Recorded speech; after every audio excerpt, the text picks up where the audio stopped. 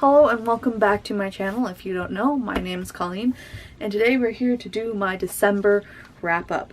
In December, I read 14 books, which is just amazing. If you watched my life update and things like that, you will know that I didn't read a lot from September to November, so that's great. I read a total of 3,874 pages. I've stopped doing my average rating. I'll pick that back up in January. I haven't been that organized, but let's get to it. It's going to be mostly in order that I read them in, except for the last two. So, yeah. So, at the beginning of the month, I finished Oranges Are Not the Only Fruit by Jeanette Winterson.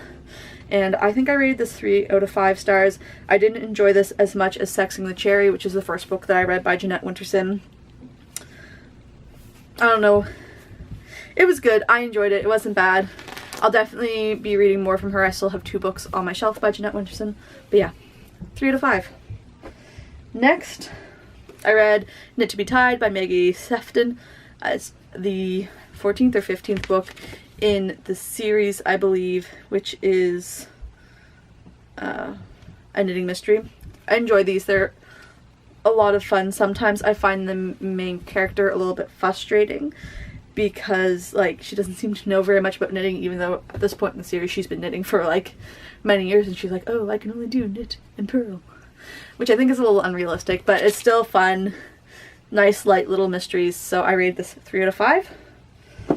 Then I read this book, which is The Beggar Queen, and it's by Lloyd Alexander. It's the 3rd book and final book in the Westmark trilogy, which I started a long time ago and have just finished, and I'm very excited.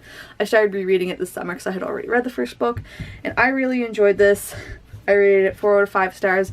If you're a fan of the French Revolution and want to read like something that's middle grade cusping YA, this would be a good series for you.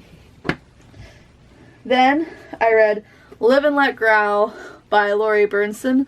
This is the 19th book in this series, which is a Melanie Travis canine mystery. It was great. There was standard poodles. It was a lot of fun. I didn't guess the murderer right off the bat, which was nice and refreshing. I rated this 3 out of 5. Most cozies I rate 3 out of 5, so nothing really surprising there. Then I read The Weed That Ties the Hangman's Bag by Alan Bradley. This one was really interesting and really weird. I did really enjoy it. I still struggle a little bit with Flavia as the main character. I find that she's almost too mature, but 3 out of 5. Did enjoy it. We'll continue on in the series. The next book's on the way right now, so very exciting times. Then I read Lost Boy, The True Story of Captain Hook. This was a lot more violent and gory than I was expecting. My brother gave it to me for Christmas last year, and yeah, just so violent. I rated it like 2.5, 3 stars. Yeah, it was a time. Then I read the 2nd book in the year-round Christmas mystery series, We Wish You a Murderous Christmas by Vicky Delaney, and I rated this 3 stars. It was great, super Christmas themed, lovely, kept me guessing, happy with it. Yay cozy mysteries. After that, I read P.S. I Still Love You by Jenny Han. This is the 2nd book in the To All the Boys I've Loved Before trilogy, and I didn't like this as much as the first at all. I found everyone was really angsty. I didn't like the way Peter was treating Laura Jean. Like, it's just, I don't know. I like John Ambrose McLean though, like, and I rated this 3 out of 5. I just found it a little disappointing, but I'm excited to read the 3rd book. My brother's girlfriend currently is borrowing it, but I should get to that in the next couple of months. Then I read another Christmas theme mystery. This one I got for Christmas this year, and that is Cheddar Off Dead by Julia Buckley. This is the 2nd book in this series, an undercover dish mystery. I enjoyed this. It was a lot of fun. There was like good chemistry. The characters were interesting. There was a mob element to it, which was really cool, because none of the other cozies that I've read have had mob interactions in them, and I also rated this 3 out of 5. Then I finished Working Stiff by Dr. Judy Melick, and I rated this 4 out of 5. It was really good.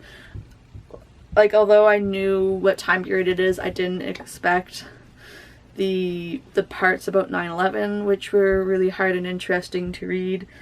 And of course, I'm of an age where I remember that, as not everyone is now, which is really a really interesting thing. Trigger warning for suicide in this book. There's a lot of talk about it, but yeah, super interesting, super fascinating, and I'm glad I read it. I want to say that she's writing another book as well, and I will definitely read that if that's true. Then I finished the Seven Waters read along and read Flame of Seven Waters by Juliette Merlier. I would say that this was my favorite in the new series. I think it was, or new trilogy. It's very much a mirror kind of the first one, though I'll never trust Juliette Merlier with dogs. Ever. And I rated this a 4 out of 5. And finally, I read The Creature in the Case by Garth Nix. This is a novella that comes between Abortion and Clariel. Or, I mean, not really, but it comes after Abortion. And it was really interesting. I really enjoyed reading it. It was just nice and quick, and I rated this 3 stars. The final 2 books that I read was Harry Potter and the Philosopher's Stone and Harry Potter and the Chamber of Secrets in the Illustrated Edition. It had been a long time since I had reread either of these, and I had a lot of fun reading the Illustrated Editions. It was super great, and of course I rated them both 5 stars. I found that I had forgotten a lot more from the first book than the second book, which I think is really interesting because I've read the first book a lot more times and I've seen the first movie more, but that's neither here nor there. Excellent stuff. But that is everything that I read. Let me know in the comments down below if you've read any of these books and what you thought, or if you're going to pick up any of these books now.